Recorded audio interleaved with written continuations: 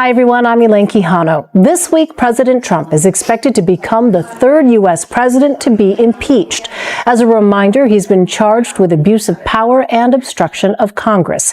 The House is getting ready for what will be a historic vote on those articles. On Tuesday, the Rules Committee will set parameters for the debate. The full floor vote will then likely take place Wednesday. It's forcing a spotlight on some moderate House Democrats. 31 Democrats represent districts President Trump won in 2016. That includes Congresswoman Alyssa Slotkin. She represents a district in the battleground state of Michigan. The freshman lawmaker announced today she plans to vote in favor of impeachment. I mean, listen, I knew that this controversial decision was going to be controversial when I came out for an inquiry. And we've been hearing from lots of people this whole time, on the phones and when I'm walking down the street. I mean, we knew from the beginning that this was going to be a tough call, but, you have to do what you're trained to do. Capitol Hill is posing with a rare kind of constitutional tension. Lawmakers are sleeping in their offices. Speeches are echoing across the House floor long after most of the country has gone silent.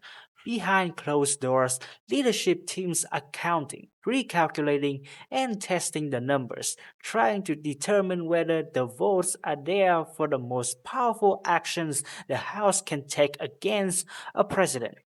The atmosphere feels heavier than ordinary politics. It carries the same urgency that gripped Washington in the darkest hours after January 6, when every decision seemed destined to leave a mark on American history.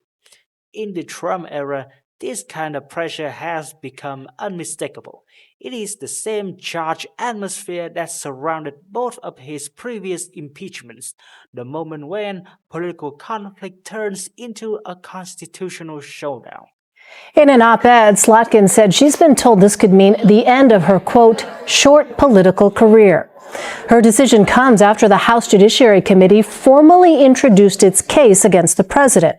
In a nearly 700-page report Sunday, Democrats argued Mr. Trump, quote, betrayed the nation by abusing his high office.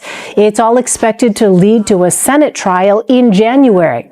Minority Leader Chuck Schumer is outlining a number of his requests for that, including asking for several subpoenas to be issued. They pertain to senior Trump officials who did not testify in the House inquiry, like acting White House Chief of Staff Mick Mulvaney and former National Security Advisor John Bolton. We believe these witnesses and documents would provide the evidence they're looking for without being dilatory or letting the trial drag on for too long. I haven't seen a single good argument about why these witnesses shouldn't testify or these documents be produced, unless the president has something to hide. This is the same atmosphere that surrounded Washington after the January 6 attack on the Capitol, when Speaker Pelosi told Democrats they had to act with urgency and Senator Leader Schumer called for Trump's immediate removal. And this before morning framing is not just political theater. It's not a dramatic phrase invented to grab headlines or fuel cable news coverage.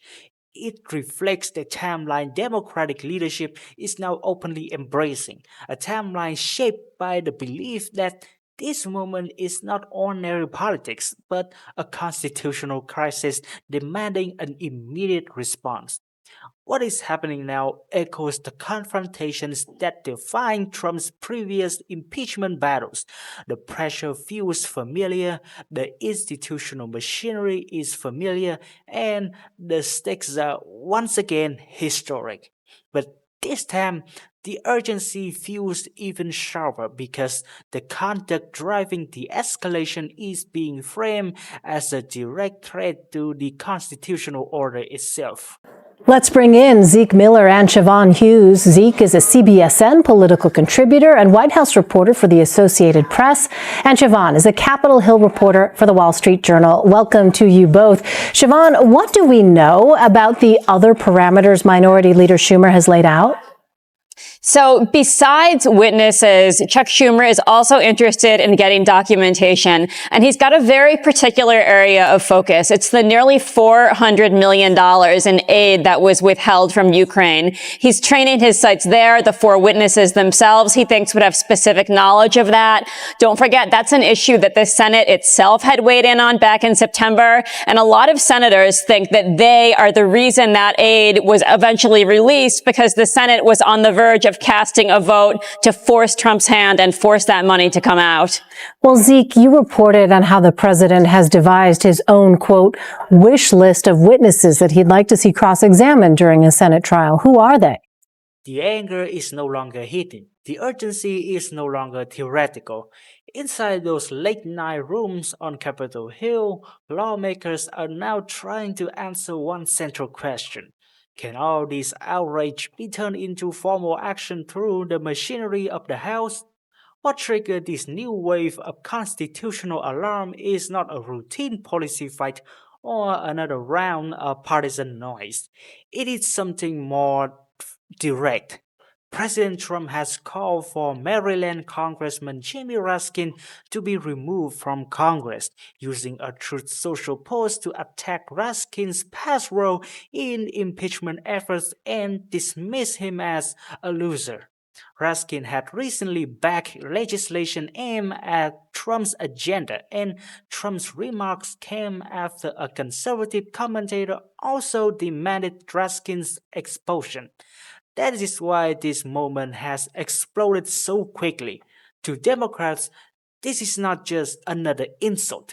It's being treated as part of a broader pattern of presidential pressure against the very officials responsible for holding him accountable. Well, that is everyone from Joe Biden and Hunter Biden, Adam Schiff, the House Intelligence Committee chairman, and the intelligence community whistleblower whose complaints really started this whole thing just a few months ago.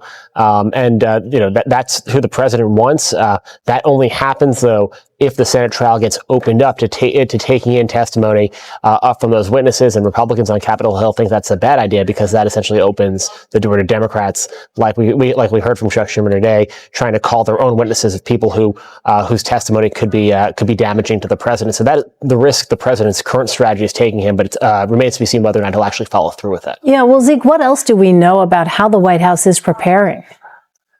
Well, the White House has been in close contact with Senate Republicans now for the last several weeks, anticipating that this is the direction that the impeachment inquiry was going to go. The president was going to be impeached. There was going to be a trial.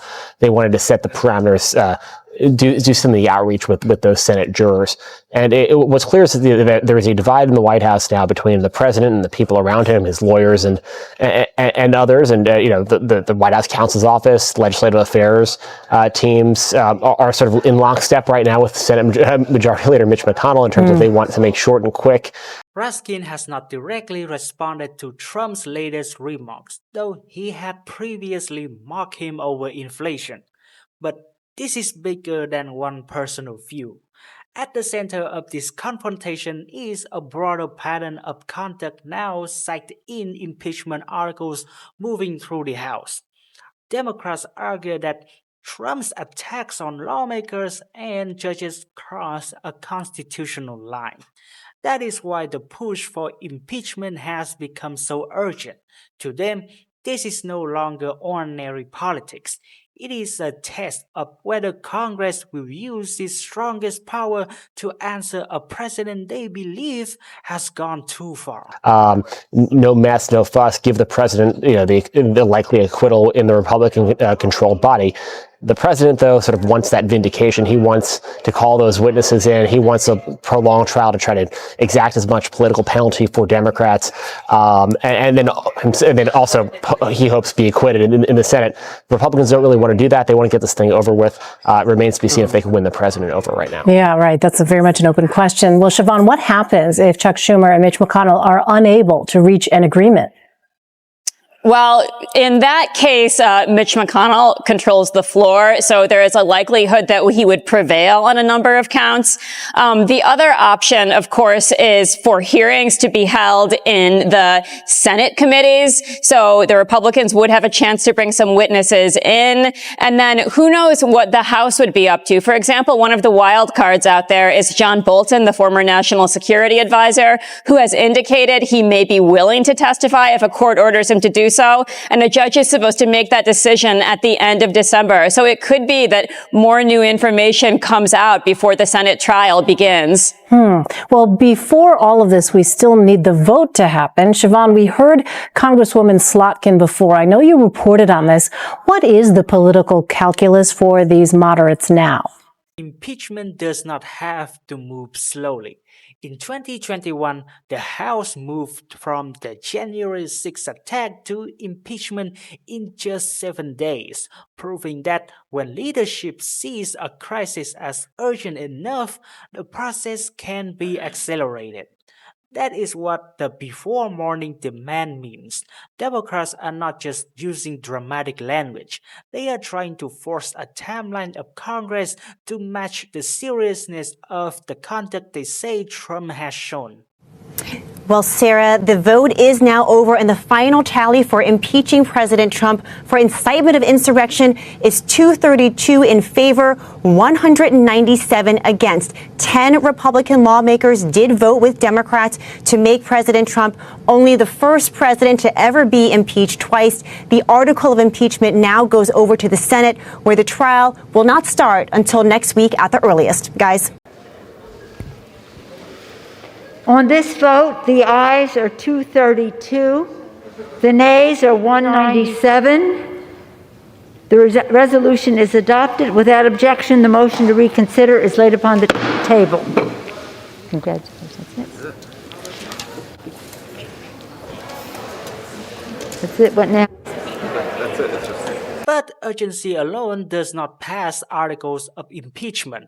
The key numbers is still 218 votes.